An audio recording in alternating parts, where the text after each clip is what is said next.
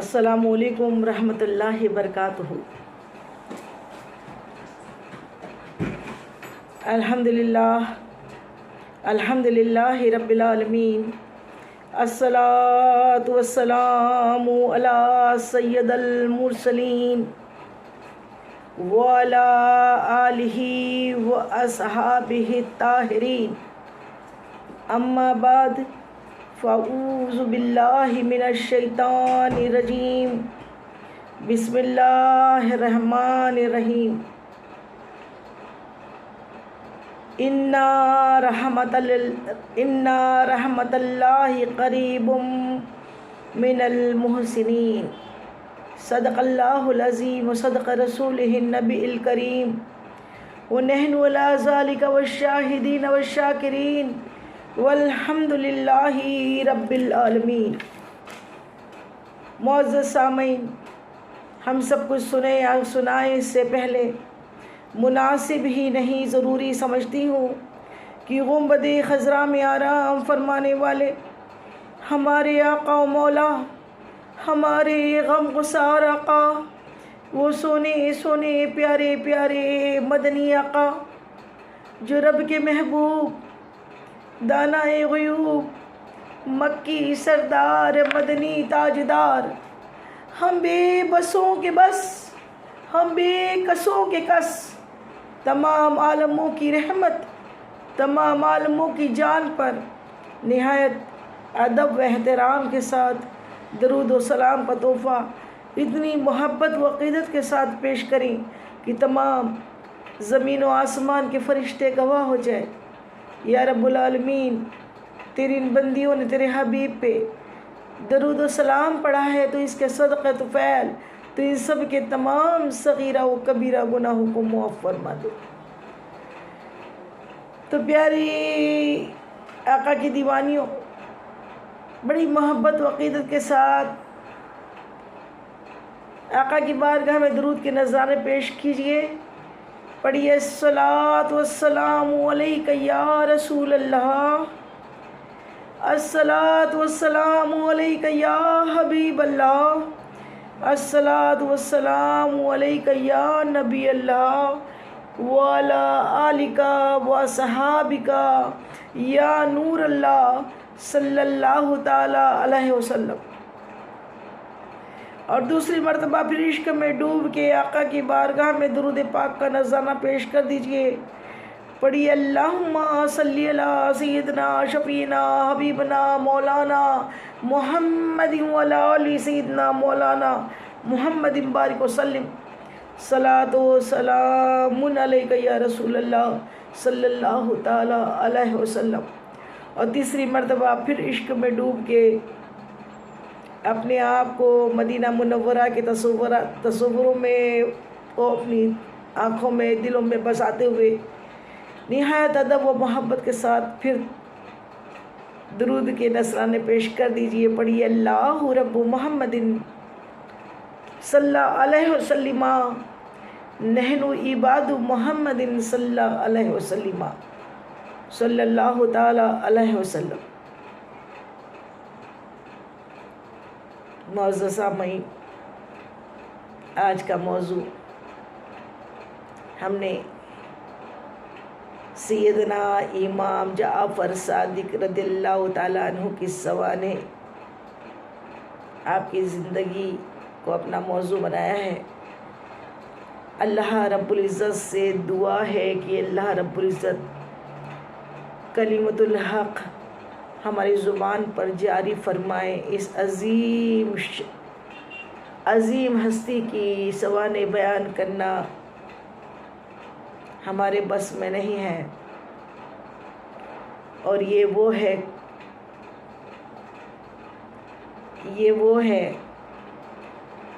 وہ بندے ہیں جن کے بارے میں اللہ تعالیٰ ارشاد فرماتا ہے، اِنَّ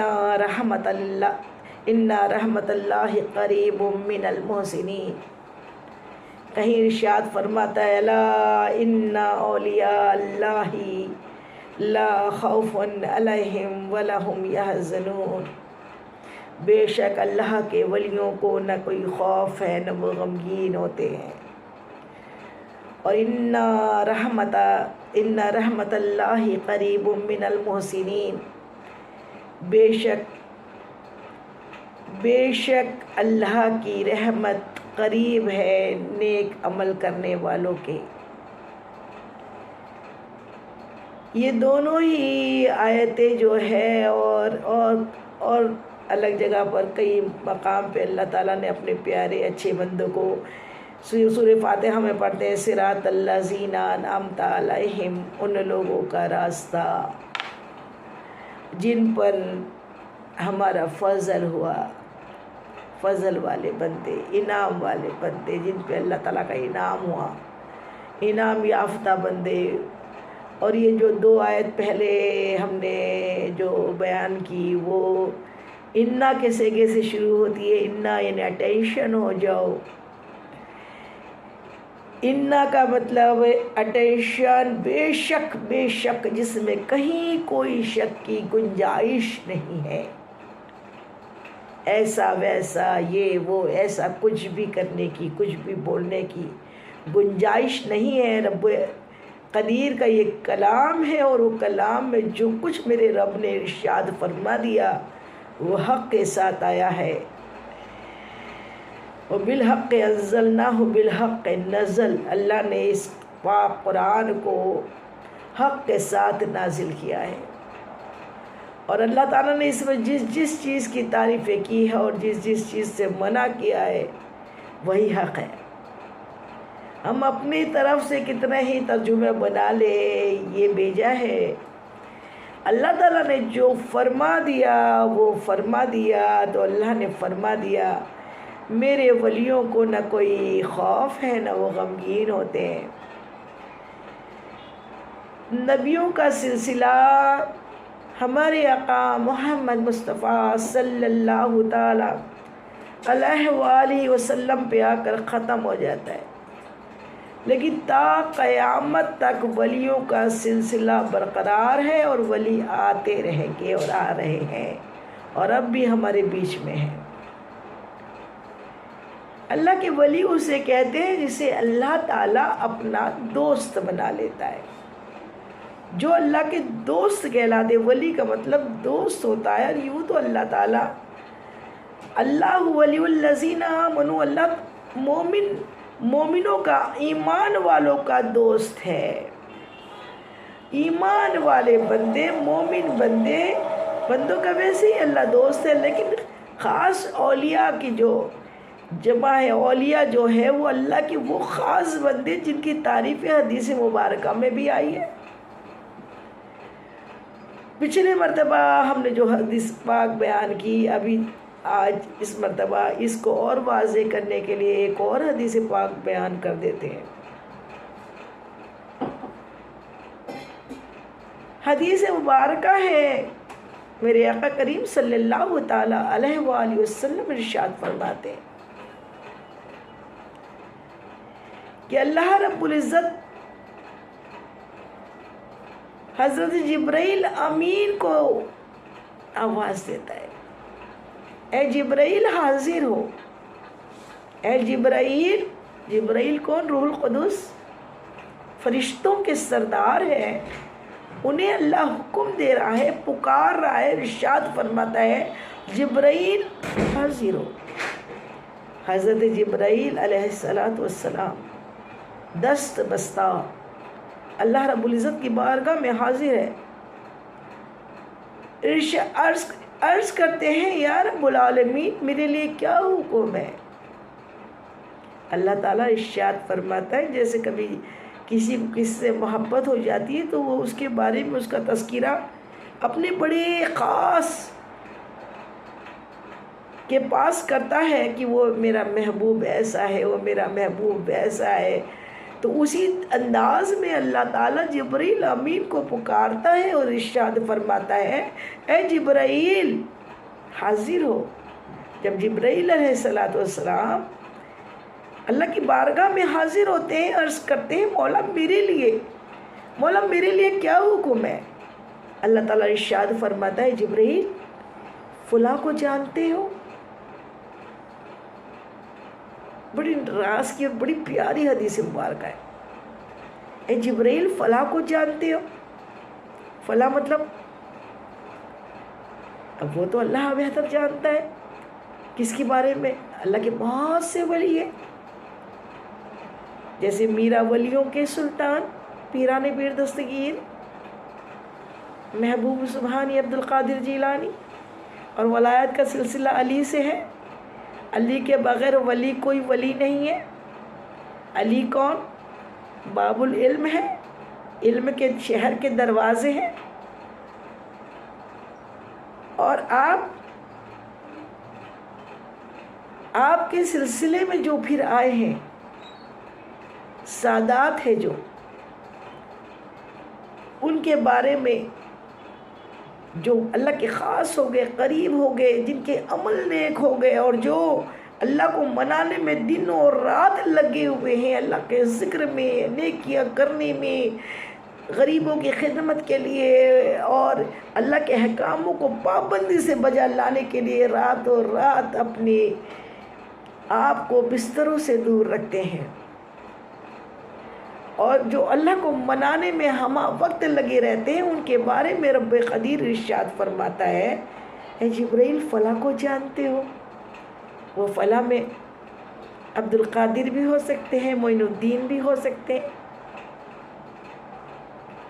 اور یہ تو معین الدین اور عبد القادر حسنی اور حسینی ہیں، لیکن امام جعفر صادق رضی اللہ تعالی عنہ جو ہے، یہ تو حضور پر نور مصطفیٰ جان رحمت کی اہل بیت میں سے ہیں. انہی کا نام سمجھ لو. پوچھتا ہے اللہ تعالیٰ اے جبرائیل امام جعفر کو پہچانتے ہو؟ لیکن حدیث پاک میں ہے فلاں کو، فلاں میں سب آگے جو جس کے بارے میں اللہ ذکر کر رہا ہے. اللہ تعالیٰ سے جبرائیل امین عرض کرتے ہیں میرے مولا میں جانتا ہوں. فرشتوں کے سردار ہیں، اور دنیا میں جتنے آئے اور جتنے جا رہے ہیں سب کو پہچانتے ہیں. اللہ نے سب پاور دیا ہوا ہے. اب بات یہ آتی ہے جب فرشتوں کے سردار ساری کائنات میں سب کو پہچانتے ہیں، جتنے انس و جن آئے ہیں سب کو پہچانتے ہیں، اور پہچانتے ہیں تبھی تو اللہ تعالیٰ سوال کر رہا ہے، اللہ تعالیٰ پوچھ رہا ہے پہچانتے ہو؟ وہ فلاں فلاں کو پہچانتے ہو؟ وہ فلاں نام ہے جس کا، اس کو پہچانتے ہو؟ جب جبرائیل امین سب کو پہچانتے ہیں، پہچان سکتے ہیں، سب کے حال احوال سے واقف ہے، تو جبرائیل علیہ السلام جس کے صدقے طفیل جن آپ کا وجود ہوا، وہ ذات محمد مصطفیٰ صلی اللہ تعالیٰ علیہ وسلم کی ہے. آپ کے علم غیب پر کوئی آنچ اٹھائے، انگلی اٹھائے اور کہے کہ حضور کو علم غیب نہیں تھا، تو کس قدر عقل کا اندھا ہے. اب حدیث مبارکہ پوری نہیں ہوئی، ابھی اسٹارٹ ہوئی ہے. اللہ تعالیٰ بڑی محبت سے پوچھتا ہے اے جبرائیل فلاں کو پہچانتے ہو؟ جبرائیل امین عرض کرتے ہیں مولا پہچانتا ہوں، جانتا ہوں. میرے لیے کیا حکم ہے؟ میرے لیے کیا حکم ہے؟ میرے لیے کیا حکم ہے؟ اللہ رب العزت تمام تعریف اسی کو زیب ہے. وہ ساری کائنات کا، سارے عالموں کا خالق و مالک ہے. اسی نے ہمیں زندگی دی، وہی موت دینے والا ہے.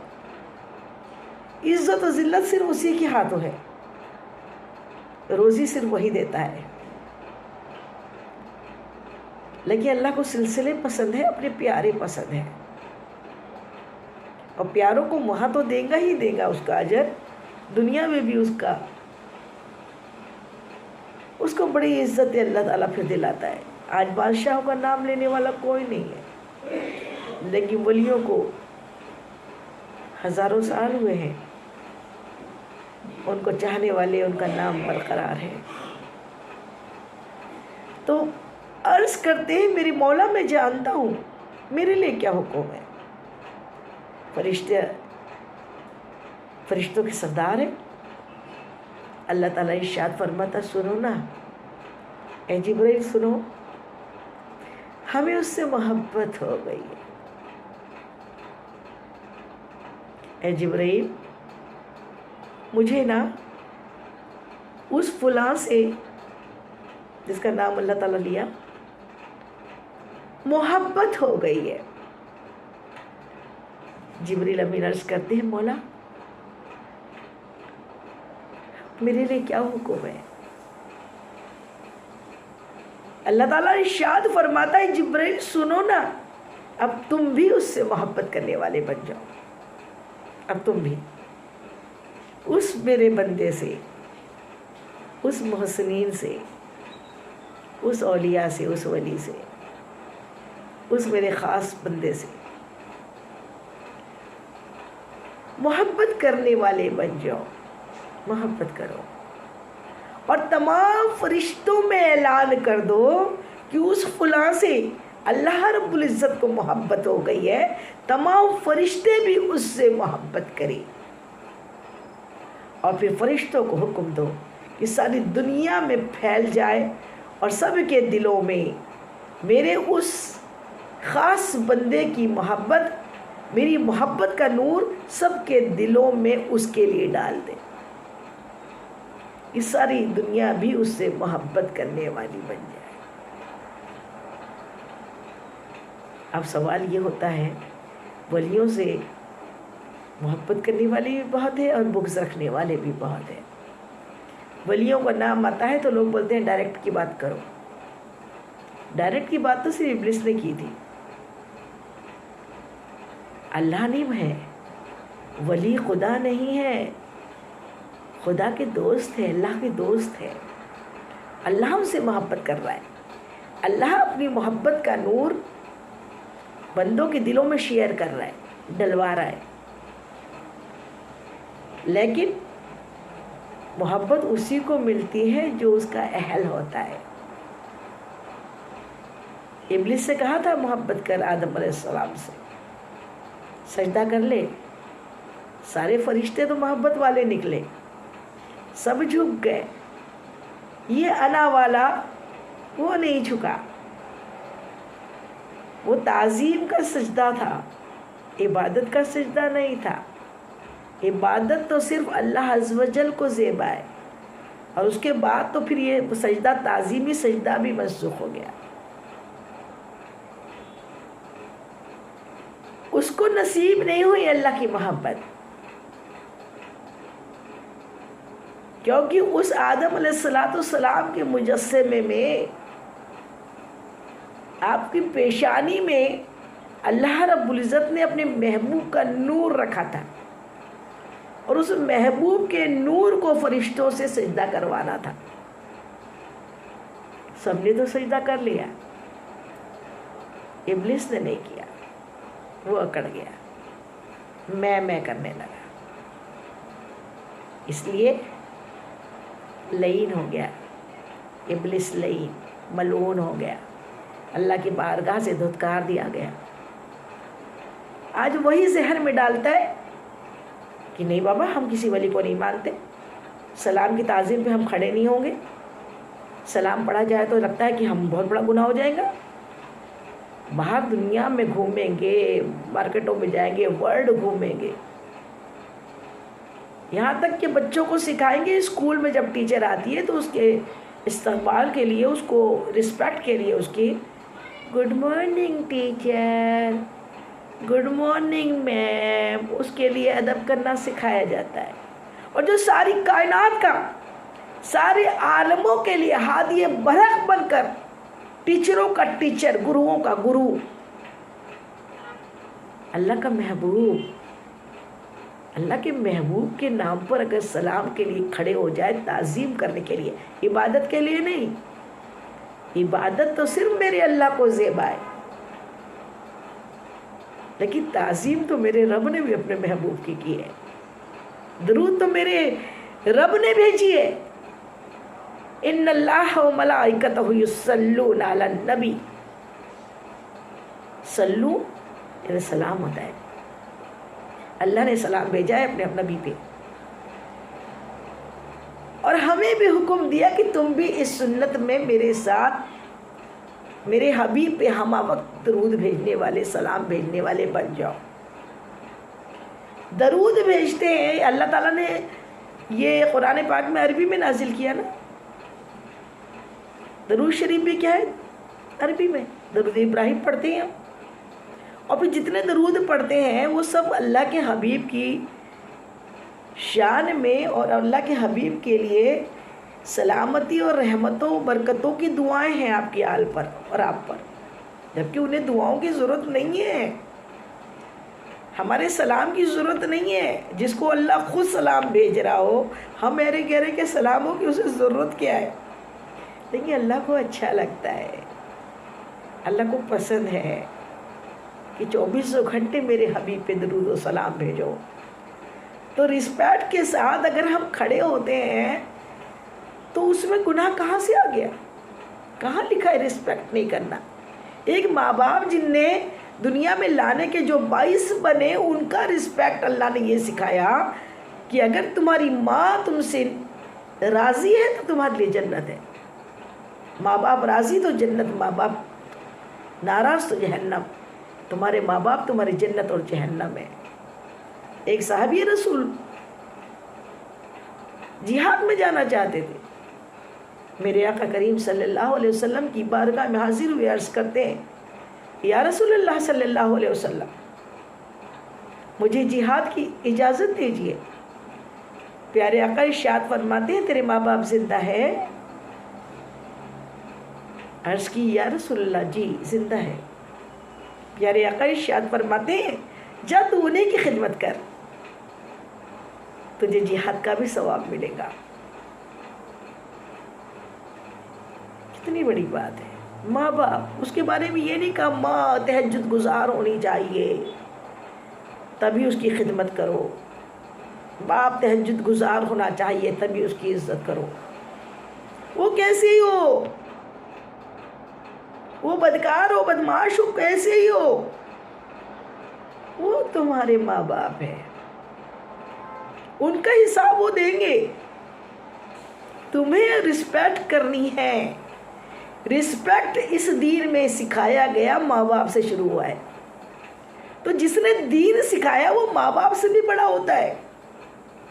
عالم دین جو ہمیں اللہ سے ملاتے ہیں، اللہ کے ولی جو ہمیں اللہ کی بات، اللہ کا ذکر ہمیں سمجھاتے ہیں، اللہ کا نام ہمارے دل کو جاری کرا دیتے ہیں، اور جن کے سوہانے کو سن کر ہمارے بچے ان جیسا بننا چاہتے ہیں۔ آپ کو لگتا ہوگا یہ باجی بار بار ان بزرگوں کا ذکر، ان بزرگوں کا موضوع لے کے بیٹھ جاتے ہیں، یہ بزرگ جو ہے نا ہمارے ہیرو ہیں، یہ ہمارے رول ماڈل ہے۔ یہ اگر بچوں کو مائیں ان کے بارے میں بتائے نا تو ان کی زندگیاں سنور جائے، لیکن آج ماؤں کو واٹس ایپ اور فیس بک سے فرصت نہیں ہے، رات بھر بے فضول یوٹیوب میں وہ مگن ہیں، اور بچوں کو کارٹون پکڑا دیے گئے ہیں، اور وہ کارٹون سے کیا سیکھیں گے اور کیا ان کی زندگی بنے گی؟ علم دین سیکھنا اور علم حاصل کرنا، ہر نفع دینے والا علم سیکھنا فرض ہے، لیکن ہم نے اپنی قوم کو علم سے دور کر دیا، اور آج حالات ہم دیکھ رہے ہیں، اتنی بڑی تعداد ہونے کے بعد بھی ہم پست ہیں۔ ایک زمانہ تھا جو مسلمانوں کے نام روشن ہوا کرتے تھے، ہر فیلڈ، ہر شعبے میں مسلمان کا نام ہوتا تھا۔ آج تو افسوس ہے، مسلمانوں کے حالات دیکھ کے لگتا ہے یہ مسلمان ہیں جنہیں علم کچھ نہیں، جن سے علم سے سروکار نہیں۔ تو بات کر رہے تھے کہ کیا فرشتے کم پڑ گئے جو ابھی بھی ولیوں سے بغض رکھنے والے بہت ہیں؟ تو بات یہ ہے کہ نااہل کو علم نہیں دیا جاتا، عشق نہیں دیا جاتا، نااہل کو اللہ کی محبت کا نور نہیں ملتا۔ سمپل سی مثال ہے، ہم دودھ گرم کرتے ہیں، برتن پاک ہو، صاف ہو، اچھی طریقے سے دھلا ہوا ہو تو اس میں دودھ ڈالتے ہیں، پھر دودھ گرم کرتے ہیں۔ کہ گندے سندے مرچ مسالے والے برتن میں دودھ گرم کر لیتے ہیں؟ جہاں مرچ مسالے ہوں گے اس میں اگر دودھ ڈالا جائے گا تو دودھ تو خراب ہو جائے گا، پھٹ جائے گا۔ اسی طریقے سے جن کے دل اللہ کے عشق میں ہیں، صاف و شفاف ہے، جن کے دلوں کے اندر کوئی مرچ مسالے، حسد اور جلن، کڑھن نہیں ہے، بغض نہیں ہے، ان کے دلوں میں فرشتے اللہ کی محبت کا نور ڈال دیتے ہیں، اور پھر وہ اللہ کی ولیوں کو اپنا رول ماڈل بناتے ہیں کہ صراط الذین انعمت علیہم، ان لوگوں کا راستہ ملے ہی نہیں، لوگوں سے تو راستہ کہاں جانو گے، اور راستہ جب کوئی رہبر نہ ہو تو راستہ بھٹک جاتے ہیں۔ رہبر ضروری ہے، اگر رہبر نہیں ہے تو پھر راستہ ابلیس والا ہوتا ہے، صراط المستقیم والا نہیں ہوتا۔ ڈائریکٹ ہی بولتے رہے تو پھر کہاں جائیں گے؟ ہمیں تو سمتیں نہیں معلوم، جانا مدینہ تھا، پہنچ گئے کہیں انڈونیشیا۔ تو راستہ پتہ کرنے کے لیے اللہ والے چاہیے، اللہ والے اللہ سے ملا دیتے ہیں۔ آئیے اب ہم بات کر رہے تھے امام جعفر صادق رضی اللہ تعالی عنہ کی سوانے پر۔ کون امام جعفر صادق؟ جو سادات گھرانے کے چشم و چراغ، جو جناب سیدہ بی فاطمۃ الزہرا رضی اللہ تعالی عنہا، حضرت علی کرم اللہ وجہ کے نواسے، نواسے مطلب پوتے، آپ کے بیٹے امام حسین کے بیٹے زین العابدین، اور زین العابدین کے بیٹے امام باقر رضی اللہ تعالیٰ عنہ، اور امام باقر کے بیٹے حضرت امام جعفر صادق رضی اللہ تعالیٰ عنہ۔ کیا پیارا سلسلہ ہے۔ والد کے جانب سے آپ کا سلسلہ نسب رسول اللہ صلی اللہ علیہ وسلم سے جا کر ملتا ہے۔ جناب سیدہ بی بی فاطمۃ الزہرا رضی اللہ تعالیٰ عنہ کے والد محترم سب جانتے ہیں، اللہ کے محبوب مصطفیٰ جان رحمت ہے۔ تو والد کے جانب سے آپ کا سلسلہ حضور پر نور مصطفیٰ جان رحمت سے جا کر ملتا ہے، اور والدہ کی جانب سے آپ کا سلسلہ نسب بی بی اسماء، جو جناب حضرت ام المومنین بی بی عائشہ صدیقہ رضی اللہ تعالیٰ عنہ کی بڑی بہن، اور آپ کا سلسلہ حضرت ابو بکر صدیق رضی اللہ تعالیٰ عنہ سے ملتا ہے۔ آپ کی ولادت باسعادت 17 ربیع الاول 702 ہجری مدینہ منورہ میں آپ کی پیدائش ہوئی، ولادت ہوئی، اور آپ کے کا وصال جو ہوا ہے وہ 15 رجب المرجب کو آپ کا مدینے میں وصال ہوا ہے۔ کون ہے یہ امام جعفر صادق؟ آپ نے دیکھا کتنا عظیم خاندان، حسب نسب زوردار، اور کیا ہے، گریٹ مسلم سائنٹسٹ ہے، گریٹ، صرف عالم دین ہی نہیں ہوئے، علم فقہ ہی نہیں سیکھی، آپ کو تمام علوم میں اللہ تعالیٰ نے علم لدنی دیا ہوا تھا، شریعت کے تمام علوم میں آپ کو ہر سبجیکٹ میں ہر مہارت حاصل تھی۔ آپ کے علم کا لوہا آپ کے دادا حضرت امام باقر کا جب وصال ہوا تو آپ 15 برس کے تھے،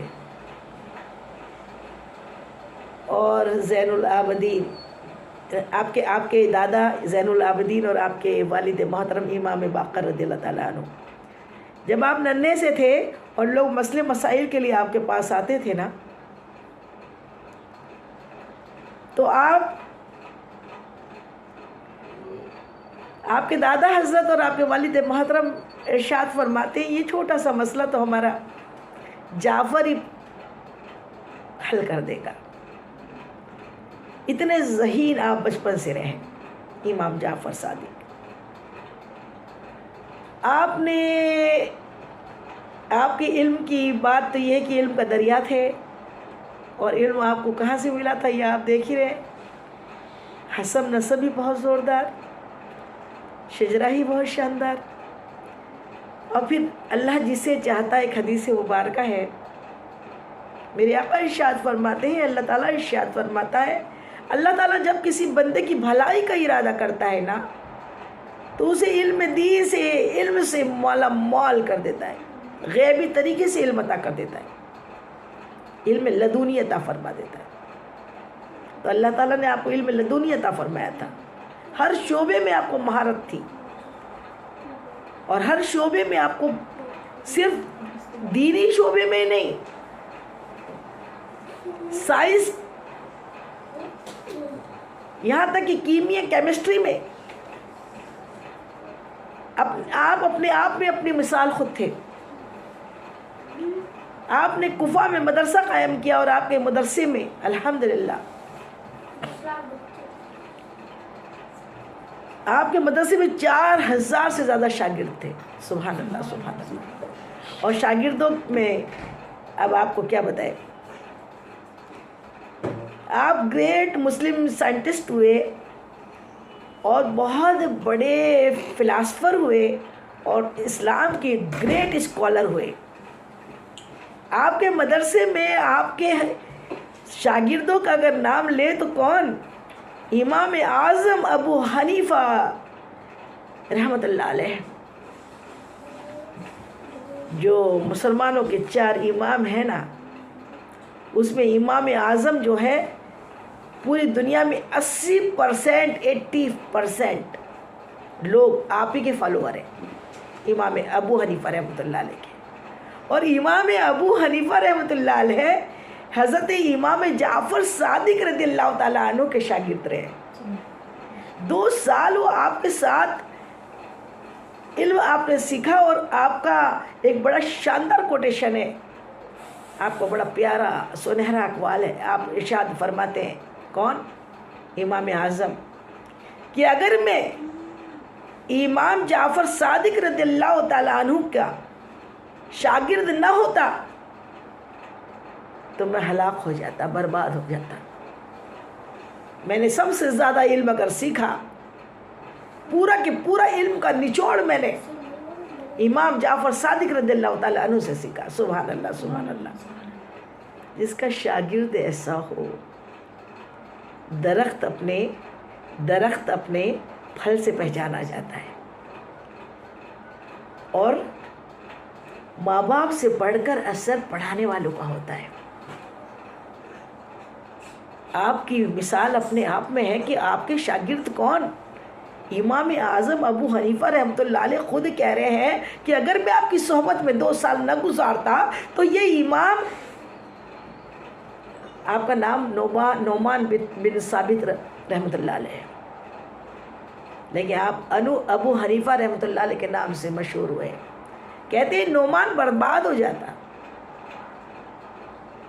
سبحان اللہ۔ آپ کے شاگرد میں دوسرا نام امام ملک رحمۃ اللہ تعالیٰ عنہ، جو 4 امام میں امام ملک، وہ بھی آپ کی صحبت سے استفادہ آپ کو ملا، علم ملا، امام ملک کو بھی، سبحان اللہ۔ 4 میں سے 2 آپ ہی کے شاگرد ہیں۔ پھر حضرت داؤد طائی رحمۃ اللہ علیہ، بڑے بلند پائے کے بزرگ، حضرت سفیان ثوری رحمۃ اللہ علیہ، بہت بلند پائے کے بزرگ، آپ ہی کے مدرسے میں پڑھے، سبحان اللہ سبحان اللہ۔ اور حضرت شفیق بلخی رحمۃ اللہ علیہ، ماشاء اللہ ماشاء اللہ، ان نے بھی آپ کے ساتھ وقت گزارا اور آپ کی صحبت سے استفادہ کیا.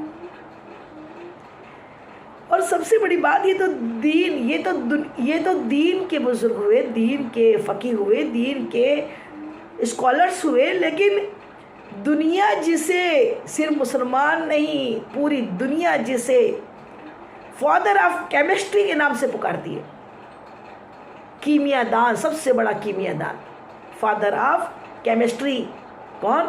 جابر بن حیان. جابر بن حیان، جابر بن حیان جو ہے نا، اسے ساری دنیا فادر آف کیمسٹری کے نام سے پکارتی ہے. یہ جابر بن حیان خراسان میں پیدا ہوئے ہیں اور وہاں سے آپ کی والدہ محترمہ نے آپ کو پڑھنے کی غرض سے کوفہ کے مدرسے میں بھیجا. اور کوفہ کا مدرسہ حضرت امام جعفر صادق رضی اللہ تعالیٰ عنہ کا تھا. اس میں آپ پڑھاتے تھے، مدرسہ آپ کا قیام کیا ہوا تھا. آپ نے بہت سی جامعات قائم کی. اس میں جب جابر بن حیان داخل ہوئے تو وہاں صرف دین کا علم نہیں ملا. اس زمانے میں آج سے 1400 سال پہلے مدرسے میں طب بھی پڑھایا جاتا تھا، کیمیا بھی پڑھائی جاتی تھی، کیمسٹری پڑھائی جاتی تھی. اس زمانے میں جب آپ کی صحبت میں جابر بن حیان نے علم سیکھا تو آپ سے آپ کو اتنا کیمیائی علم ملا. دوسرا تو علم آپ نے سیکھا ہی سیکھا، ساتھ میں آپ فادر آف کیمسٹری بن گئے. کون؟ جابر بن حیان، جن کی بہت سی کتابیں ہیں اور بڑے بڑے ایجاد جو ہے نا، جو سب سے پہلے جو تیزاب کا، ایسڈ کا ایجاد کیا وہ جابر بن حیان ہے. اور آپ نے بہت ساری چیزوں میں اور بہت ساری کتابیں آج بھی ان کی چلتی ہیں. اور آپ کے بعد امام جعفر صادق نے جو چیزیں بتائی، آپ نے اس وقت میں جو باتیں کہی کہ انسان کے اندر جتنی چیزیں ہیں وہ ساری کی ساری مٹی کے اندر ہے. جتنے عناصر مٹی میں ہیں وہ انسان میں ہے. آپ نے کہا لوگ اس ٹائم مذاق اڑا رہے تھے کہ یہ کہاں سے معلوم، لیکن سائنس نے برٹین میں اور فرانس میں اور امریکہ اور جرمنی میں جب سائنٹسٹ لوگوں نے اس پہ ریسرچ کیا تو مدینے کی طرف سلام کیا کہ ہاں سب سے پہلا آپ نے کہا تھا یہ والی باتیں. آپ کیمسٹری کے میں مہارت تھی آپ کو، اور ہر شعبے میں اللہ کا ولی جو ہوتا ہے نا، آل راؤنڈر ہوتا ہے، ہر علم اس کے پاس ہوتا ہے. اللہ تعالیٰ اسے علم لدنی عطا فرماتا ہے. تو آپ کو اللہ تعالیٰ نے بے حساب علم سے مالا مال کیا تھا. آپ نے کئی یونیورسٹیز، جامعات کوفے میں قائم کی اور بہت بڑا دین کی خدمت لی. آپ نے خطابت کیے، بہت بڑی بڑی تقریریں کی، لوگوں کو دور دور تک واعظ کیا. آپ ہی کے بارے میں کہ ایک مرتبہ کسی نے آپ کو طنز کیا کہ آپ بڑی اچھی پوشاک پہنتے تھے، تو سرکار غوث اعظم کا بھی وہی ہے کہ آپ کو بھی آپ 100 اشرفی گز کا کپڑا زیب تن کرتے تھے جب آپ مسند پہ بیٹھے علم دین سکھانے کے لیے. تو اتنی ہائی کوالٹی کی پوشاک آپ کی ہوتی تھی. ویسے ہی امام جعفر صادق رضی اللہ تعالیٰ عنہ کی پوشاک بھی بہت اچھے کپڑے کی اچھی ہوتی تھی. تو ایک مرتبہ کسی منافق نے آپ کو طنز کیا، کہا اتنا اونچا گھرانہ سادات گھرانے سے ہو اور اتنا عمدہ کپڑا، یعنی خاکساری نہیں ہے، ایسی طنز کیا. آپ نے فوراً اس کا ہاتھ اپنے ہاتھ میں لے کے اپنے آستین کے اندر کیا. جب ہاتھ آستین کے اندر ایسا ڈالا تو دیکھا کہ اندر نہ ٹاٹ کا کھردرا لباس تھا. کہا یہ کھردرا لباس میرے لیے، میری ذات، میرے نفس کے لیے، اور یہ جو اوپر اچھا لباس ہے نا، یہ میرے دین کے فروغ کے لیے ہے. عالم دین ہے، فقیہ ہے، دین بتانے والا ہے، تو اسے اچھے سے اچھے لباس میں آنا ضروری ہے. ورنہ لوگ تو ویسے ہی دین والے کو مذاق کی نظر سے دیکھتے ہیں اور سوچتے ہیں خالی پیلی ہے، فقیر ہے، آ گیا ہے، کہاں دین کی بات بتا رہا ہے، اور پھر اس کی بات کو سمجھنا ہی نہیں چاہتے۔ جب وہ یہ دیکھتے ہیں کہ وہ اپنے گھر کا رئیس ہے، اپنے گھر کا اچھا ہے، اور اس کے باوجود اس نے عیش و عشرت کے لیے ٹائم نہیں نکالا، وہ اپنے اللہ کے دین کے فروغ کے لیے ہمہ وقت مستعدی سے کام کر رہے ہیں، تو پھر لوگ وہ اچھا لباس بھی دین کے فروغ کے لیے کام آتا ہے۔ تو آپ کا اتنا اونچا حسب نسب، لیکن ہمیشہ سے یہ ہوتا ہے کہ جب بھی اللہ کا کوئی ولی، جو جیسے امام حسین جو آپ کے دادا تھے، ان کے ساتھ ہوا، دادا ہی تو ہے نا امام حسین کے بیٹے کون ہے؟ زین العابدین، زین العابدین کے بیٹے امام باقر، امام باقر کے بیٹے حضرت جعفر صادق رضی اللہ تعالیٰ عنہ، تو دادا ہی ہوئے نا، پڑھتا تھا۔ آپ کو بھی یزید نے کیا کیا تھا؟ آپ تو گوشہ نشینی اختیار کیے ہوئے تھے، صرف اپنی عبادت سے غرض تھی، اپنی عبادت میں رہتے تھے۔ دنیا سے کم ہی ملتے ہیں اللہ والے، کیونکہ جب وہ دنیا میں ملتے ہیں، دنیا والے ان کے دلوں کو تکلیف پہنچاتی ہے، کیونکہ دنیا میں تو ہر کوئی، اس دنیا میں صرف جتنے رشتے ہیں سوا مطلب کے کچھ بھی نہیں ہے۔ بڑی دھوکے والی ہے یہ دنیا، ملتی تبھی ہے جب کچھ مطلب ہوتا ہے، بغیر مطلب کہ یہاں دنیا میں کوئی کسی کا کام نہیں آتا اور کسی سے بات بھی نہیں کرتا۔ اللہ والوں کے لیے ایسی دنیا میں رہنا بہت مشکل ہو جاتا ہے، اس لیے ہمیشہ سے دیکھا ہوگا کہ اللہ والوں نے ہجرت کر لی، اس جگہ کو خیر آباد کیا، کہا نہیں بس دلوں میں دکھ درد تکلیف ہے، کیونکہ وہ ولی کی ایک پہچان کیا ہے؟ نیکی کا حکم دیتا ہے، برائی سے روکتا ہے۔ یہ سب سے ڈیفیکلٹ کام ہے۔ ولی کی پہچان اللہ نے بتائی نا کہ میرے خاص بندے وہ ہیں جن کو جنت کی بشارت دے دو۔ اس میں کون ہے؟ توبہ کرنے والے، اچھے عمل کرنے والے، عبادت کرنے والے، روزے رکھنے والے، رکوع کرنے والے، سجدے کرنے والے، اور پھر آیا کیا؟ نیکی کا حکم دینے والے اور برائی سے روکنے والے۔ جہاں آپ نماز پڑھو، روزے رکھو، رکوع کرو، سجدے کرو، اچھے کام کرو، یہ آپ کے انڈیویجول ہیں، یہ سب بھی اللہ کے حکم سے ہی ملتے ہیں، سب کوئی نماز نہیں پڑھ سکتے۔ لا حول ولا قوت الا باللہ العلی العظیم کوئی بولے اور اپنی نماز پہ فخر کرے میں ایسی پڑھتی ہوں ویسی پڑھتی ہوں، یہ سب فضول بات ہے۔ اللہ پڑھاتا ہے تو پڑھ لیتے ہیں، اللہ جھکاتا ہے تو جھک جاتے ہیں۔ اللہ جب تک ہدایت نہ دے بندہ نماز نہیں پڑھ سکتا، اور ہدایت اسی کو ملتی ہے جو مانگتا ہے، جو غفلت میں زندگی گزارے کہ اس کو مانگنا ہی نہیں ہے، پھر اللہ بھی بے پرواہ، اللہ کو کیا پڑی ہے؟ وہ مالک یوم الدین ہے، حشر میں دیکھ لے گا کہ آدم اور جن تمہیں تو خالص عبادت کے لیے بھیجا تھا، اور تم دنیا میں کیا کہاں وقت گزارا، عمر کہاں گزاری، مال کہاں گزارا، کہاں ختم کیا، سب کی پوچھوں گی۔ ایک کھجور کھائیں گے نا اس کا بھی حساب ہوگا، حلال کمائے اس کا بھی حساب ہے، تو حرام حلال کا تو حساب ہے اور حرام کی سزا ہے۔ اتنا آسان نہیں ہے دنیا میں آنا، دنیا میں آنا اتنا آسان ہوتا تو ام المومنین جناب سید بی بی عائشہ صدیقہ رضی اللہ تعالیٰ عنہ نہیں کہتی اے اللہ تو کاش مجھے جھاڑ پہاڑ پیڑ پودا پتا بنا دیتا کہ عائشہ کو حساب نہیں دینا پڑتا، حساب ہوگا۔ ہم نے اگر 1 لیٹر دودھ ابالا ہے نا اس کا بھی حساب ہوگا، ہم نے اللہ کی نعمت کو یوں ہی فضول میں برباد کر دیا اس کا بھی حساب ہوگا۔ ہم نہیں کر سکتے، وہ ہمارا نہیں ہے، اللہ کا ہے۔ ہم کو دل جوئی کے ساتھ اللہ کی نعمتوں کی قدر و قیمت کرنی ہے، سب چیز کا حساب ہونے والا ہے۔ تو جہاں یہ سب کام تو انسان پھر بھی اللہ تعالیٰ ہمیں ہدایت دے دے تو ہو ہی جاتے ہیں، اس میں ریٹرن ریئیکشن نہیں ملتا، پھر بھی ملتا ہے کبھی کبھی تو نمازیوں کو بھی بڑی ٹونٹنگ ملتی ہے، بڑی کب سے نماز پڑھ رہی ہے، بڑا کب سے نماز پڑھ رہا ہے، بہت قرآن پڑھنے والی ہو گئی، بہت قرآن پڑھنے والا ہو گیا، لیکن پھر بھی اتنا نہیں ہوتا۔ لیکن جہاں نیکی کا حکم دیا، جہاں نیکی کا حکم دیا، نیکی کرنے کو کسی سے کہا کہ چلیے ہم پڑھ رہے ہیں آپ بھی نماز پڑھ لو، تو پھر غصہ آ جاتا ہے، کیونکہ اس میں ابلیس روکتا ہے، برا کوئی بھی نہیں ہے، لیکن ابلیس جو ہوتا ہے نا، وہ جو بھٹکانے کے لیے بیٹھا ہوا ہے، وہ پھر بھٹکاتا ہے اور وہ جھگڑے کرواتا ہے، پھر بولتا ہے ہاں تجھے پڑھنا ہے پڑھ لے۔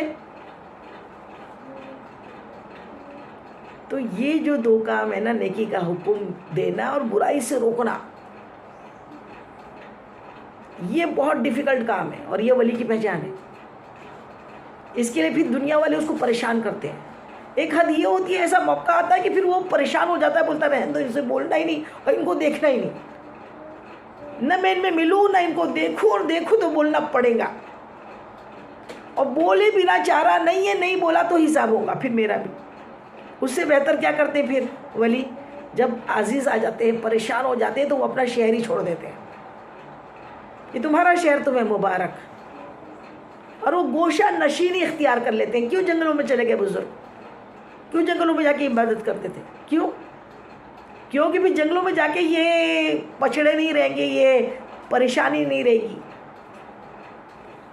اور سکون سے اللہ سے یکسوئی ملیں گی، عبادتوں میں خلل نہیں آئے گا، دل آزاریاں نہیں ہوں گی، دل کو تکلیفیں نہیں آئیں گی، اسی لیے وہ چھوڑ دیتے تھے یہ دنیا کو۔ تو ویسے ہی امام جعفر صادق نے دین کی بہت خدمت کی، بہت کام کیا،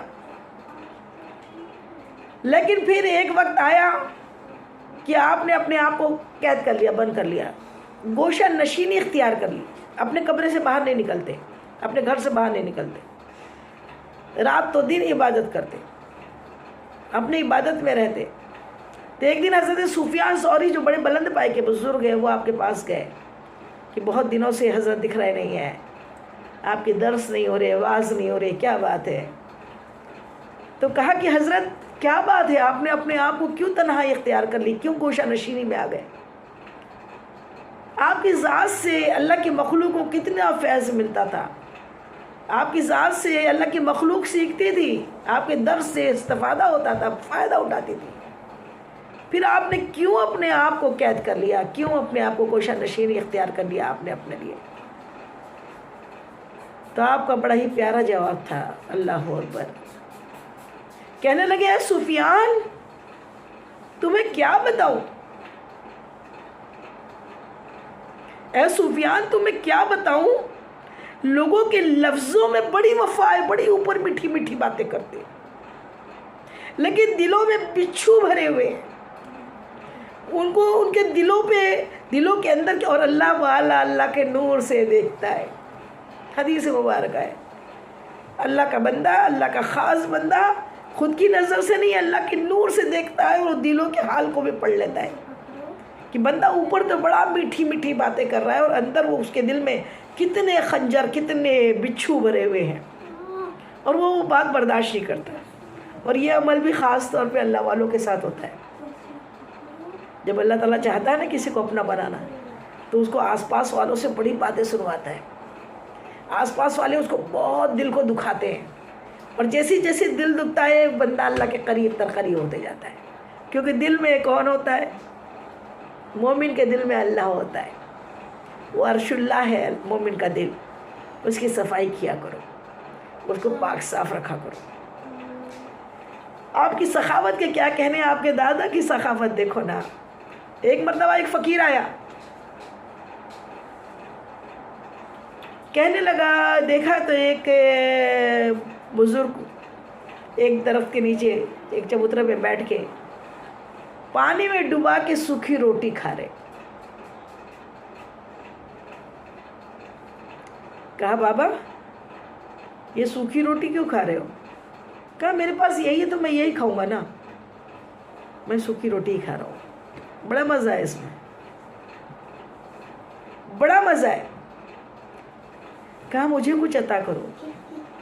کہا میرے پاس ہوتا تو پھر، وہ سامنے گھر دکھ رہا ہے نا، سامنے کا گھر جہاں سامنے بیٹھے تھے، اس کے سامنے کا گھر، وہاں کنڈی بجاؤ، نوک کرو، وہاں سے تمہیں بہت کچھ ملے گا، جاؤ۔ وہ فقیر جو تھا آپ کے کہنے پر سامنے کے دروازے پہ پہنچا، آواز لگائی، ہے کوئی دینے والا اللہ کے نام پر؟ جیسے ہی یہ آواز آئی تو دروازہ کھلا اور اس کے وہم و گمان سے زیادہ اس کو عطا ملی. بہت شاندار اسے سیریاب ہو کے کھانا کھلایا گیا، سیر ہو کے کھانا کھایا اس نے. جب اتنا سب کچھ ہو گیا اس کے بعد وہ نکلنے لگا تو کہنے لگا کہ بھئی آپ لوگ تو بڑے اچھے ہو، اللہ تمہیں اچھا رکھے، بہت اللہ تعالیٰ برکتیں دے، رحمتیں دے، اللہ تمہارا بھلا کرے. لیکن ایک بات ہے، آپ لوگ نے اتنا کچھ مجھ کو کھلایا، اچھے سے وہ کیا، وہ جو سامنے بزرگ بیٹھے ہوئے بوڑھے، انہیں بھی کچھ دے دیا کرو. تو کھلانے والوں نے کہا کون ہو جو سامنے بیٹھے ہو؟ بولے ہاں وہی، انہی کی بات کر رہا ہوں. کہا یہ گھر انہی کا ہے، یہ گھر انہی کا ہے، وہ حضرت علی کرم اللہ وجہہ ہے، اور میں ان کا بیٹا امام حسن یا امام حسین، ہم ان کے بیٹے ہیں. خود بھوکے رہتے ہیں محمد کے گھر آنے والے، ایسے ہوتے ہیں محمد کے گھر آنے والے. کبھی کھا کے دیکھو نا، بڑی لذت آئے گی. کہیں گے ہمارے پاس تو ہے. ہاں، ایسا نہیں کہ روز ہی کھانے کے لیے بول رہی ہو، کبھی پانی میں روٹی ڈبا کے بھی کھاؤ، اور جو خود کے لیے بنایا ہے کسی ضرورت مند کو کھلا دو. وہ جو مزہ آئے گا نا، وہ خود محسوس کرو گے آپ. ورنہ لوگ تو کہتے ہیں کسی کو کھانا مت کھلاؤ، اور کھانا کھلانا بہت بڑی سنت ہے، بہت بڑے ثواب کا کام ہے. غوث پاک ارشاد فرماتے ہیں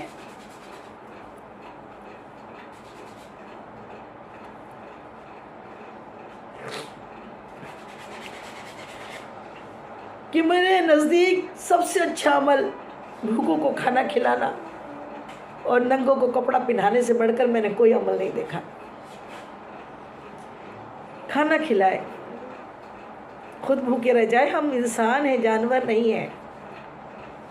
آج تو جانوروں میں انسانیت آ گئی ہے، اور انسان تو کتے سے بدتر ہو گیا ہے.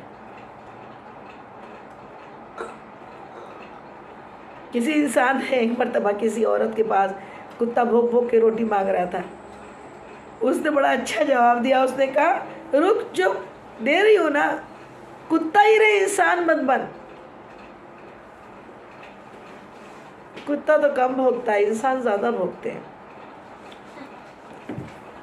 بس اپنے لیے جینا کوئی جینا نہیں ہے. جینا ہے تو اللہ کی مخلوق کی فکر کرے. یہ سخاوت اللہ کی جانب سے ملتی ہے. سخی کی بخشش ہے، چاہے کتنا گناہ اس نے کیا ہے، اللہ چاہے تو اس کو بخش دے. لیکن بخیل بہت عبادت لے کے بھی آیا تو اس کی بخشش نہیں ہے. سخی اللہ کے قریب بہت بہت قریب ہے. ایک مرتبہ کی بات ہے، امام جعفر صادق کی بات چل رہی ہے، اور جو ہم یہ نیاز کراتے ہیں نا، لوگوں کو بڑی تکلیف ہوتی ہے. ابھی کنڈے کریں گے، پھر 11ویں شریف کریں گے، پھر حلوے پکائیں گے. ارے یہ کیوں ہے؟ یہ بزرگوں سے کہ لنگر خانے میں، بزرگوں کے خانقاہوں میں یہ سب ہوتا رہا. وہ خود سوکھی روٹی کھاتے رہے، لوگوں کو سیر کر کے کھانے کھلاتے رہے. ان کے خانقاہوں سے، بزرگوں کے خانقاہوں سے ہزاروں غریب پلتے رہے. علم بھی ملا، ایسا نہیں یوں ہی کھلا دیتے تھے انہیں، علم سکھاتے تھے، اللہ سے ملاتے تھے، اور پھر کھانے بھی کھلاتے تھے. تو یہ مذہب اہل سنت والے جو فاتحہ کرتے ہیں نا، خود کے کھانے کے لیے نہیں کرتے. اس سے فائدے دو ہوتے ہیں. ایک تو جب فاتحہ ہوتی ہے، اور فاتحہ دینا اگر گناہ ہوتا تو کچھ بتا دے مجھ کو، کہاں لکھا ہے گناہ. دعا راتوں دن مانگتے نا، ربی جلی مقیم الصلاۃ من ذریاتی ربنا تقبل دعا، ربنا اغفر لی ولوالدی وللمؤمنین یوم یقوم الحساب. اللہ میرے والدین کو جنت الفردوس عطا فرما، اللہ انہیں ان کو کئی دعائیں ایسی ہیں ربنا والی جس کے اندر والدین کے لیے دعا ہے. بولتے کچھ نہیں ملتا کچھ نہیں ملتا، پھر دعا کیوں مانگ رہے ہو بھائی؟ قرآن میں آئی نا یہ دعا، کیوں مانگ رہے ہو؟ ماں باپ جانے، اللہ ان کو جنت میں ڈالتا ہے جنت میں ڈالے، جہنم میں ڈالتا ہے جہنم میں ڈالے. ہم تو مطلب ہی ہے، پیدا انہوں نے کر دیا، ہم کو کیا کرنا ان سے؟ کیوں سکھائی اے اللہ میرے والدین پہ رحم کر جیسا انہوں نے مجھ پہ رحم کیا؟ کیوں سکھائی اللہ نے دعا؟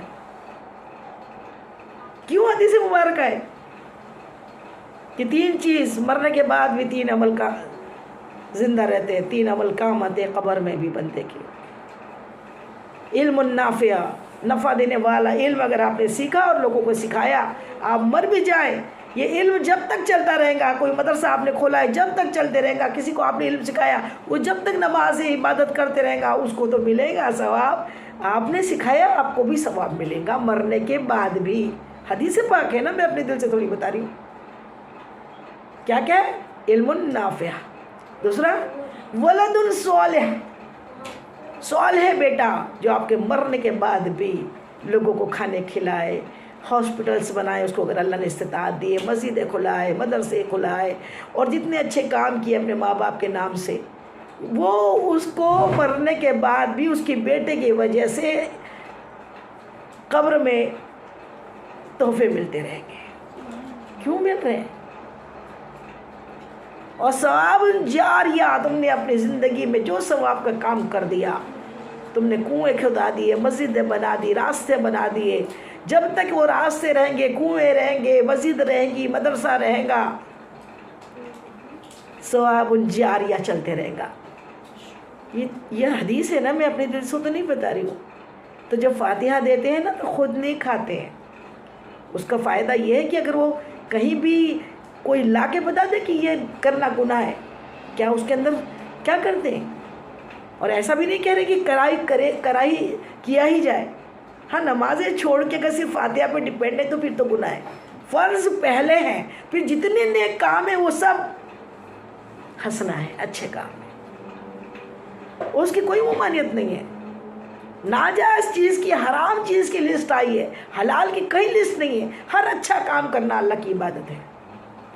ماں اپنے بچوں کے لیے کھانا بنائے، ان کی پرورش کرے، ان کو نہلائے، ان کو علم سکھائے، یہ سب عبادت ہے. مسلمان بن کے پیدا ہوتا ہے، لیکن پھر اگر تربیت اچھی نہیں ملی نا تو وہ علم نہیں سکھانا تو پھر کہیں اور بھٹک جاتا ہے. لیکن اگر استاد اچھا بن جائے، استاد اچھا مل جائے، اس کو ٹیچر اچھی مل جائے، ٹیچر پڑھانے والا اچھا مل جائے تو پھر وہ اللہ سے مل جاتا ہے. تو ٹیچر کا درجہ ماں سے بھی، وہ روحانیت کی ماں ہوتی ہے، اس کا ماں سے بھی بڑا درجہ ہوتا ہے. تو جو ہمارے یہ اللہ کے بندے ہیں، اللہ کے خاص محسنین بندے ہیں نا، ان کا درجہ ہمارے والدین سے بھی بڑا ہوتا ہے. تو جب والدین کے لیے دعا کرتے ہیں، ان کو اصال کرتے ہیں، تو بزرگوں کے لیے اصال کرنے میں کہاں سے گناہ ہو رہا ہے؟ یہ سمجھنے کی بات ہے. اللہ ہم سب کو سمجھ کی توفیق عطا فرمائے. اور وہیں پہ یہ بادشاہوں کو نا اللہ والوں سے بڑی تکلیف ہوتی ہے، کیونکہ اللہ والے بادشاہوں کو کہ نخرے نہیں اٹھاتے اور نہ ڈرتے. وہ تو کس سے نہیں ڈرتے، اللہ تعالیٰ نے خود فرما دیا انہیں دنیا اور آخرت کا کوئی خوف ہی نہیں ہوتا. امام حسین کو یزید نے بلوا بھیجا تھا، ویسے خلیفہ منصور تھا کوفہ میں، اس نے آپ کے پیچھے ہاتھ دھو کے پڑھا، اور پھر وہ اس کو لگتا تھا یہ میری بات نہیں سمجھتے، نہیں مانتے، تو سوچا کہ ان کو قتل کرا دیا جائے. تو اسی لیے اس نے اپنے خلیفہ کو، اپنے وزیر سے کہا کہ ان کو بلا کے لے کر آؤ. کس کو؟ امام جعفر صادق رضی اللہ تعالیٰ عنہ کو. ان کا قتل کرنا ہے، ان کو میرے دربار میں لاؤ.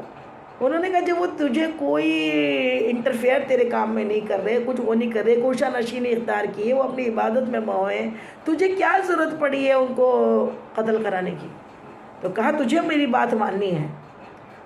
اب بادشاہت کی گرمی تھی اس میں، تو اس نے کہا بلا کے لے کے آؤ. وزیر گیا بلانے کے لیے، وزیر نے بلایا تو اب بادشاہ کا حکم تھا جانا تو پڑا.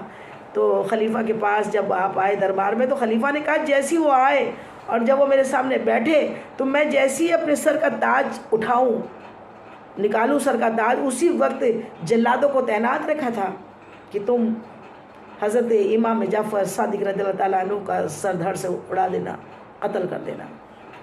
وہ تلواریں لے کے کھڑے تھے۔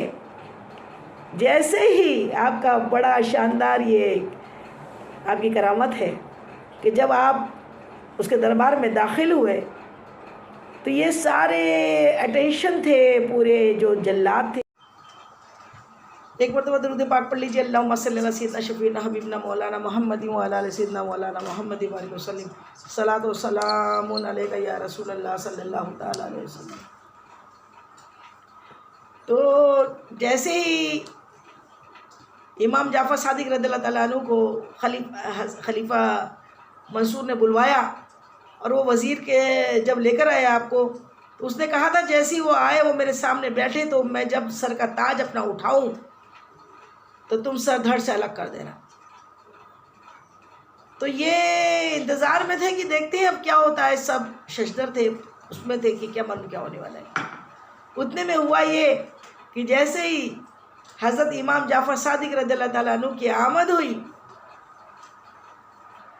تو تاج اٹھانے کے بجائے وہ خود اٹھ کے کھڑا ہو گیا اور بڑے ادب کے ساتھ استقبال کیا اور لا کے بٹھایا۔ سب بڑے تعجب میں تھے، بات کیا ہے؟ اور جب آپ بیٹھ گئے تو آپ کے سامنے دست بستہ بیٹھا، اپنے تخت میں بٹھایا اور خود سامنے دو جانو ہو کے ایز اے شاگرد بیٹھا، اور بیٹھ کے پھر اس نے بڑی اچھی باتیں کی، اور پھر کہا کہ اگر آپ کو کوئی ضرورت ہو مجھ سے تو بتائیے، میں آپ کی ضرورت پوری کروں۔ حضور حکم دیجئے مجھ کو، میں آپ کی خدمت کا کہ میں کیا کروں۔ آپ نے بس اتنا کہا کہ بس میری ضرورت یہ ہے کہ تو مجھے اگلے بار پھر اپنے دربار میں طلب نہ کر، میری عبادت اجازت میں تکلیف آتی ہے، بس میں اتنا ہی چاہتا ہوں، باقی مجھے تجھ سے کچھ نہیں چاہیے۔ اور پھر بڑے ادب و احترام کے ساتھ آپ کو لے جا کر دروازے تک چھوڑا۔ اب اس نے سر کا تاج تو اتارا نہیں تھا، تو جلادوں نے تلوار نکالی نہیں۔ سب بڑے تعجب میں تھے، کہاں یہ خون کا پیاسا، قتل پہ آمادہ ایسا دشمن، اور اب دیکھو تو خود استقبال کر رہا ہے۔ بات کیا ہے؟ پوچھا کیا بات ہے بادشاہ سلامت، آپ نے ایسا کیوں کیا، کیا ہوا؟ کہا کہ بات تو وہی تھی جو میں نے کہا تھا، کرنا تو وہی تھا، لیکن بات یہ ہے کہ جب امام جعفر صادق رضی اللہ تعالیٰ عنہ دربار میں داخل ہوئے تو میں نے دیکھا کہ ان کے ساتھ ایک بہت بڑا اژدھا آ رہا ہے اور منہ پھاڑا ہوا ہے، اور اس کا منہ اتنا بڑا ہے کہ میرے تخت کو ایک ساتھ میرے ساتھ نگل لے، اور اپنے زبان حال سے کہہ رہا تھا خبردار اگر تو نے حضرت کو اتنی سی بھی تکلیف دی تجھے تیرے تخت کے ساتھ نگل جاؤں گا۔ تو پھر میں کیا کرتا؟ تو اسی لیے میں نے بڑے ادب کے ساتھ انہیں ودا کیا۔ سبحان اللہ، اللہ والوں کے ساتھ اللہ کی سیکورٹی چلتی ہے، اللہ والوں کو کوئی کچھ بگاڑ نہیں سکتا، وہ تو شہادت کا مرتبہ خود چاہتے ہیں، دعائیں شہادت کی خود مانگتے ہیں، اسی لیے سادات گھرانے سب نے یہ شہید ہوئے ہیں۔ تو یہ شہادت ہونا مطلب ہمیشہ زندہ و جاوید ہو جانا۔ جو شہید ہوتا ہے اللہ نے خود فرما دیا قرآن میں کہ انہیں مردہ نہ کہو، جو اللہ کی راہ میں قتل ہوا، حق بات بولنے کی وجہ سے قتل ہوا۔ حق بات بولتے تبھی تو دنیا دشمن ہوتی ہے، دنیا دشمن ہوتی ہے تو بھی زہر کھلاتی ہے، لیکن حق بات بولنا بند نہیں کرنا ہے۔ ایک وقت آتا ہے ولی تو چلے جاتے ہیں، لیکن دنیا کو پھر یاد آتا ہے، اپنے جرم بھی یاد آتے ہیں، اپنے گناہ بھی یاد آتے ہیں، اور پھر وہ صحیح راست پر آ جاتے ہیں۔ میرے آقا کی ہم امتی ہیں، میرے آقا کو طائف والوں نے اتنی تکلیفیں پہنچائی، اتنے دکھ دیے، اس کے باوجود بھی اللہ تعالیٰ کا حکم ہوا ہے میرے محبوب آپ فرما دے تو انہیں دو پہاڑیوں کے بیچ میں چکی کے پاٹوں کی طرح انہیں پیس کے رکھ دے۔ آپ نے کہا نہیں میرے مولا، میں یہ نہیں چاہتا، ہو سکتا ہے ان کی اولادوں میں کوئی ہدایت یافتہ ہو، فرما بردار ہو، یہ مجھے نہیں جانتے، یہ کیا کر رہے ہیں یہ نہیں جانتے۔ تو اللہ کے ولی اپنے پیشوا حضور پرنور مصطفیٰ جان رحمت کی باتوں کو اپنے اندر پورا رچا بسا لیتے تھے۔ تو شہید ہونا بہت مقدر کی بات ہوتی ہے، اور دنیا تو دشمن ہوتی ہے، لیکن اللہ کا دامن اور اللہ کے محبوب کی اطاعت نہیں چھوڑنا ہے۔ اللہ کی رسی کو مضبوطی کے ساتھ تھام لینا ہے، اور حق بات بولنا ہے اور بولتے رہنا ہے۔ زندگی کیا ہے یہ تو جانے کی چیز ہے، اور کون ایسا ہے جو چپ رہ کے بھی نہیں مرے گا، اس لیے حق بول کے مرے تو زیادہ بہتر ہے۔ اللہ تعالی ہم سب کو عمل کی توفیق عطا فرمائے۔ ایسے ہی شفیق بلخی رحمۃ اللہ علیہ کو ایک مرتبہ امام جعفر صادق کو جب پہلی مرتبہ دیکھا تو صوفی تو نظر آ رہے تھے، لیکن لگا کہ میں بولوں اتنی اچھے لباس، تو اتنے میں جا کے جیسی پہنچے تو آپ کی زبان سے نکلا، اے شفیق بدگمانیوں سے بچو، بہت سی بدگمانیاں کفر تک پہنچا دیتی ہیں۔ آپ گھبرا گئے کہ انہیں کیسا معلوم میرا نام، اور یہ میرے دل کے حال سے بھی واقف ہے۔ تو یہ سوچ کے پھر سوچا کہ کچھ معذرت کر لوں، تو اتنے میں وہ پھر غائب ہو کے نظروں سے آگے نکل گئے۔ پھر وہ آپ کو عرفات میں مل گئے، پھر ایک جگہ وہ دعا کر رہے تھے، اس کے بعد دیکھا کہ آپ کا کوزہ مینا میں آپ کنویں سے پانی نکالنے گئے، تو کنویں کے اندر میں آپ کا جو کوزہ تھا امام جعفر صادق کے پاس میں، وہ کنویں میں گر گیا۔ تو آپ نے وہاں ہاتھ بلند کر کے دعا کی، ہے اللہ تو جانتا ہے میرے پاس یہ ایک ہی چیز ہے، یہ کوزہ، اور یہ بھی پانی میں گر گیا، بس دعا کرنی تھی تو پانی اوپر آ گیا، اور کوزہ اوپر آیا، آپ نے وہ کوزہ لے لیا، آپ نے بڑے اچھے سے وضو کیا، نماز ادا کی۔ شفیق بلخی رحمۃ اللہ علیہ بڑے بلند پائے کے بزرگ ہیں، وہ دیکھ رہے تھے، بس اب پھر تو کیا تھا، پھر پیچھے پیچھے ہو لیے کہ کہاں کہاں جاتے ہیں، کیا کرتے ہیں، ذرا دیکھا جائے۔ تو دیکھا کہ پھر آپ دریا کے کنارے وہاں پر ایک جگہ بالکل بیٹھ گئے، ایک صحرا میں جا کر بیٹھ گئے، دریا کنارے نہیں، پانی تو آپ کے پاس میں تھا۔ آپ نے کیا کیا کہ ریت اٹھائی اور اپنے کوزے میں ڈالی، اور پھر اس میں پانی ڈالا، ریت دیکھا جائے تو دیکھا کہ پھر آپ دریا کے کنارے وہاں پر ایک جگہ بالکل بیٹھ گئے، ایک صحرا میں جا کر بیٹھ گئے، دریا کنارے نہیں، پانی تو آپ کے پاس میں تھا۔ آپ نے کیا کیا کہ ریت اٹھائی اور اپنے کوزے میں ڈالی، اور پھر اس میں پانی ڈالا، ریت اٹھا کے کوزے میں ڈالی اور پھر پانی ڈالا، اور پھر اس کو بسم اللہ کہہ کے پی لیا۔ شفیق بلخی رحمۃ اللہ علیہ کہتے ہیں میں دیکھ رہا تھا تو میں نے کہا کہ مجھے بھی اب کچھ حصہ دیجئے، مجھے بھی بھوک لگی ہے، مجھے اپنا جھوٹا دیجئے، آپ نے جو پیا ہے مجھ کو بھی پلائیے۔ جب مانگا ہے بزرگوں سے تو دیتے ہی ہیں، پھر دیا انہوں نے، دیا تو کہتے ہیں کہ میں نے اس سے بہترین خوشبودار ستو کبھی نہیں پیا۔ وہ اس قدر خوبصورت اتنا خوشبودار ستو تھا کہ مجھے بہت دیر تک پھر بھوک کی شدت نہ ہوئی۔ تو یہ ہے اللہ والے جو اللہ سے ملا دیتے ہیں، ہم احسان فراموش نہیں ہیں، ہم انہیں اللہ نہیں مانتے، وہ اللہ سے ملاتے ہیں، اس لیے اللہ کے بندے اور وہ رہبر ہیں ہمارے، وہ ہمارے سلسلے ہیں، اور ہم سلسلوں کی یاد کریں اور ان کی زندگی پہ عمل کرنے کی کوشش کریں کہ جنہوں نے ہمیں سائنس بھی سکھایا، کیمسٹری سکھائی، اور ہمیں اللہ سے ملوایا اور سنتوں پہ عمل کرنا سکھایا۔ تو اللہ تعالی ہم سب کو عمل کی توفیق عطا فرمائے، اور جو کنڈوں کی نیاز کرتے ہیں وہ 22 کو کرتے ہیں 22 کو کریں، 15 کو کرتے 15 کو کریں، یا سال میں جس دن کرنا چاہے اس دن کریں۔